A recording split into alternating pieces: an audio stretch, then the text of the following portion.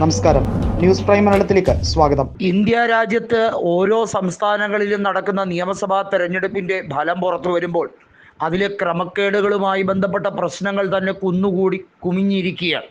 അതിൻ്റെ ഇടയിൽ ഈ രാജ്യത്ത് ഒറ്റ തെരഞ്ഞെടുപ്പ് എന്ന പ്രക്രിയ കൂടി നരേന്ദ്രമോദിയുടെ സ്വപ്ന പദ്ധതി നടപ്പിലായാലുള്ള അവസ്ഥ ചിന്തിക്കുകയേ വേണ്ട.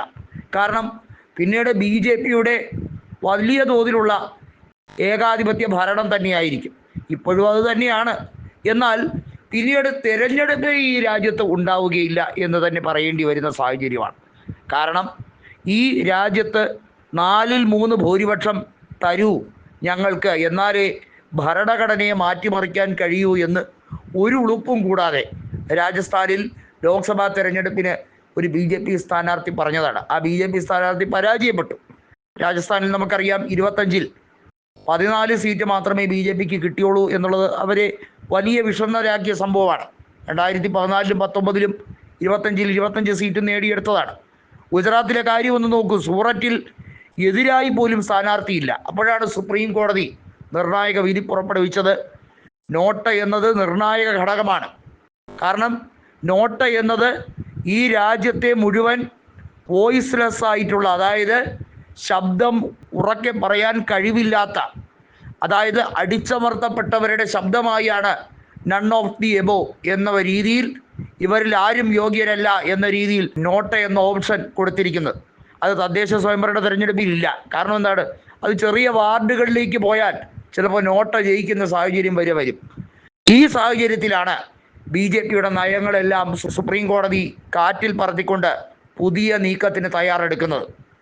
തെരഞ്ഞെടുപ്പ് കമ്മീഷന്റെ അധികാര പരിധി ചുരുക്കുക എന്നുള്ളതും, തെരഞ്ഞെടുപ്പ് കമ്മീഷന്റെ ഉത്തരവാദിത്വം എന്നത് തെരഞ്ഞെടുപ്പ് എങ്ങനെ നടത്തണം എന്നത് സംബന്ധിച്ചതിൽ നിന്നും അദ്ദേഹത്തിൻ്റെ പരിധി ചുരുക്കിക്കൊണ്ട് തെരഞ്ഞെടുപ്പിൻ്റെ റിസൾട്ട് ഉത്തരവാദിത്വത്തോടെ പബ്ലിഷ് ചെയ്യുക. തെരഞ്ഞെടുപ്പ് എങ്ങനെ നടത്തണമെന്ന് സുപ്രീം കോടതി തീരുമാനിക്കും. ഈ രാജ്യത്ത് EVM വേണോ പേപ്പർ ബാലറ്റ് വേണോ എന്നുള്ളത് BJP മാത്രം തീരുമാനിച്ചാൽ പോരാ. ഈ രാജ്യത്ത് തെരഞ്ഞെടുപ്പ് നടത്താൻ ഓരോ സംസ്ഥാനങ്ങളിൽ ഇലക്ഷൻ കമ്മീഷൻ തുനിയുന്നതിന് മുമ്പ് തന്നെ പ്രതിപക്ഷം ആ നിർണായക തീരുമാനം ഹർജി രൂപത്തിൽ കൈക്കൊണ്ടെടുത്തില്ലെങ്കിൽ തെരഞ്ഞെടുപ്പ് അട്ടിമറി നടത്തിയിട്ട് BJP വീണ്ടും കൊഞ്ഞനം കുത്തി കാണിക്കുമെന്ന് അവർക്ക് കൃത്യമായി അറിയാം.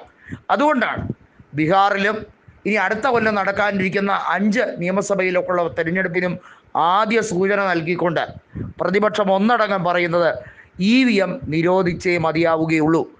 ഈ രാജ്യത്ത് EVM സംവിധാനം നടപ്പിലാക്കാൻ കഴിയില്ല. ഈ രാജ്യത്ത് 2029-ലെ ലോക്സഭാ തെരഞ്ഞെടുപ്പിൽ ഒരൊറ്റ തെരഞ്ഞെടുപ്പ് എന്ന രീതിയിൽ രാജ്യം മുന്നോട്ട് പോയാൽ, അതായത് ലോക്സഭാ നിയമസഭാ തെരഞ്ഞെടുപ്പുകൾ ഒരുമിച്ച് നടത്തിയാൽ, ഈ രാജ്യത്ത് വേണ്ടി വരുന്ന 48 ലക്ഷത്തിലധികം EVM മെഷീനുകളാണ്.